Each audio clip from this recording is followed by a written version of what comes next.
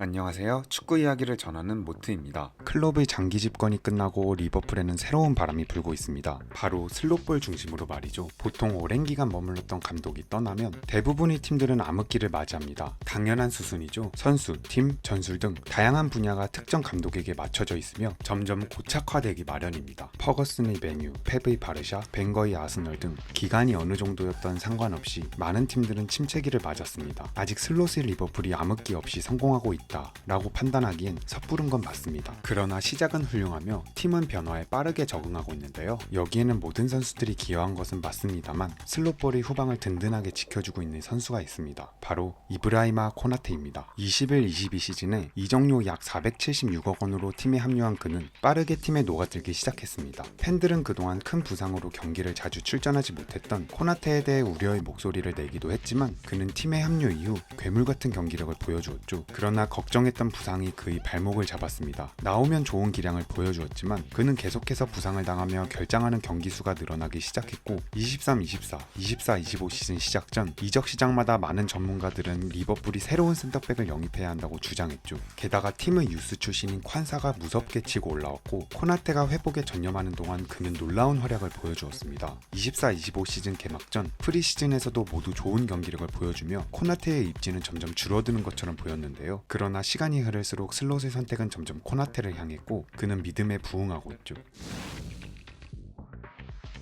지난 울버햄튼전을 승리로 마치고 스카이 스포츠는 뛰어난 활약을 보여준 코나테에게 인터뷰를 요청했는데요. 이 소식을 들은 코나테는 자신이 맨 오브 더 매치로 선정된 줄 알고 있었습니다. 그래서 경기가 끝난 후 유니폼을 어린 원정 팬에게 선물로 건넸기 때문에 인터뷰를 위해 드레싱룸으로 돌아가서 새로운 유니폼을 챙겼죠. 하지만 경기 최우수 선수는 흐라번베르그가 받았고 그는 그걸 늦게 깨달았는데요. 코나테는 LFC TV와의 인터뷰에서 가벼운 농담과 함께 다음과 같이 말했습니다. 이게 어떻게 된 건가요? 오늘 나는 위험한 순간을 2번 막았을 뿐만 아니라 골까지 넣었는데 제가 맨 오브 더 매치가 아니라고요? 도대체 무슨 일이 벌어진 건가요? 하지만 이어서 최우수 선수로 선정된 흐라번베르에 대해 칭찬을 하며 그가 최근 경기에서 좋은 활약을 펼치는 것에 대해 기쁨을 드러냈는데요. 코나테는 경기력이 좋아지면서 농담과 장난을 칠 수 있을 만큼 어느 정도 여유도 되찾은 상황인 것 같습니다. 슬론 역시 이 경기의 맨 오브 더 매치에 대한 질문을 받았는데요. 그는 스카이 스포츠와의 인터뷰에서 코나테가 상을 받지 못한 이유에 대해 솔직하게 언급했죠. 코나테는 우리가 실점한 순간을 잊은 것 같아요. 그 실점은 분명 막을 수 있는 상황이었습니다. 어떻게 보면 슬롯이 코나테에게 유독 엄격하다고 느낄 수도 있지만 그만큼 그에게 건 기대가 큰 것을 알 수 있는데요. 코나테는 슬롯을 만나기 전까지 팀에서 입지를 많이 잃은 상태였습니다. 지난 시즌 클롭 체제에서 유로파 8강 1차전 아탈란타의 스카마카에게 완전히 밀리는 장면을 여러 차례 보여주었고 에버튼 홈구장에서 열린 머지사이드 더비에서도 르윈에게 힘겨워하는 모습을 많이 보여주었죠. 여러 차례 좋지 않은 경기력을 보여주면서 그의 자신감은 떨어질 대로 떨어졌고 결국 클롭 감독의 마지막 4경기에서는 아예 출전하지 못했습니다. 그러나 슬롯이 생각한 코나테는 언제든 잠재력을 터뜨릴 수 있는 선수였는데요. 7월 미국 프리시즌 투어 도중 필라델피아에서 슬롯 감독과 코나테가 처음 만났을 때 슬롯은 그를 매우 높게 평가하고 있으며 자신의 구상에 포함되어 있다는 의견을 분명히 전달했습니다. 심지어 스태프 내부 논의에서도 코나테에게 적절한 코칭과 관리를 해주면 훨씬 발전할 수 있는 선수라고 자주 평가되며 언급되었죠. 그리고 슬롯은 코나테에게 기회를 주기 시작했습니다. 슬롯은 개막전에서 콴사가 입스위치 상대로 고전하는 것을 보고 좀 더 피지컬적인 변화를 주기 원했는데요. 그리고 45분 만에 코나테를 선택했습니다. 리버풀은 이 경기에서 2-0으로 클린시트로 승리했으며 코나테는 감독의 기대에 부응했습니다. 이후 코나테는 리그컵에서 맞붙은 웨스트햄 경기를 제외하고 모든 경기에 출전하고 있죠. 그는 현재 EPL에서 39번의 경합 중 29번을 이겼으며 특히 공중경합에서는 26번 중 22번을 이겨내며 놀라운 기록을 세웠습니다. 심지어 공격에서도 중요한 역할을 하고 있는데요. 그는 2022년 4월 맨시티와 FA컵 준결승 경기 이후 더 이상 득점이 없었으나 지난달 챔피언스 리그에서 맞붙은 AC 밀란을 상대로 득점을 성공했죠. 더군다나 그의 패스 능력도 개선되면서 이번 시즌 408번의 패스 중 370번을 성공시켰으며 홈에서 맞붙은 본머스와의 경기에서 루이스 디아스에게 완벽한 패스를 연결하며 EPL 첫 도움까지 기록했습니다. 리버풀의 유소년 육성 담당이자 세트피스 코치를 겸임하고 있는 아론 브릭스 코치는 분석팀과 꾸준히 코나테를 지켜보고 코나테가 공중 공중볼에서 더 위협적인 존재가 될 수 있도록 최선을 다하고 있죠. 코나테는 시즌 득점 목표를 4골로 세웠지만 이미 울버햄튼 경기에서 또 득점을 기록했으며 벌써 목표의 절반을 채웠습니다. 그의 신체 능력과 코치의 노력이 엄청난 시너지를 발휘하고 있는 것 같은데요. 현재 뛰어난 활약을 보여주고 있는 코나테에 대해 팀의 주장인 반다이크는 다음과 같이 말했죠. 코나테는 환상적인 선수이지만 아직 더 발전할 수 있는 잠재력을 가지고 있습니다. 그는 득점을 넣어줄 뿐만 아니라 수비 또한 단단하죠. 그는 계속 배우고 성장하고 있으며 3일마다 경기에 나설 수 있도록 준비를 철저하게 하고 있습니다. 우리는 서로 격려해야 하며 함께 성장해야 하는데 코나테는 그 역할을 정말 훌륭하게 해내고 있습니다. 이 인터뷰만 보더라도 반다이크가 그를 얼마나 인정하고 있는지 알 수 있는데요. 코나테는 2021년 리버풀로 이적한 후 뛰어난 활약을 펼치며 2022년 레알 마드리드와의 챔피언스리그 결승전에서 마티프를 제치고 선발 출전했으며 월드컵에서 프랑스 국가대표로 결승까지 진출하는 등 높은 고점을 보여주기도 했지만 지난 시즌에는 근육 부상과 환사의 등장으로 출전 시간이 제한되었습니다. 하지만 지금까지 슬롯 감독이 추구하는 팀 운영 방식에 정말 잘 녹아드는 것처럼 보이는데요. 슬롯은 훈련 빈도수는 늘렸지만 훈련 방식과 강도를 낮췄고 동시에 그의 경기 스타일은 코나테에게 적합했습니다. 감독이 바뀐 후 그는 부상을 당하지 않고 꾸준히 경기에 출전할 수 있었고 슬롯은 꾸준히 선수들과 개별적으로 미팅을 진행했으며 비디오 분석을 통해 수비수들이 후방 빌드업을 할 때 어떻게 해야 하는지 구체적으로 설명해 주었죠. 상대가 강하게 압박할 때 코나테가 본머스전에서 보여준 것처럼 긴 패스로 뒷공간을 공략하는 방식을 주문했습니다. 또한 팀 구조의 변화가 코나테에게 큰 도움이 되고 있는데요. 클롭 체제에서는 아놀드가 우측 풀백이라기보다 중앙으로 올라와 플레이했기 때문에 오른쪽의 빈 공간과 중앙을 동시에 코나테가 커버해야 했는데 현재는 아놀드가 좀 더 전통적인 우측 풀백을 뛰면서 코나테가 커버해야 할 구역이 자연스럽게 줄어들었죠. 게다가 좁은 공간에서 볼을 잘 다루는 흐라번베르가 센터백 보호를 해주고 있어서 과거보다 역습에 노출될 확률이 줄어들었는데요. 이 말은 즉 코나테에게 부담이 많이 줄어들었다고 할 수 있죠.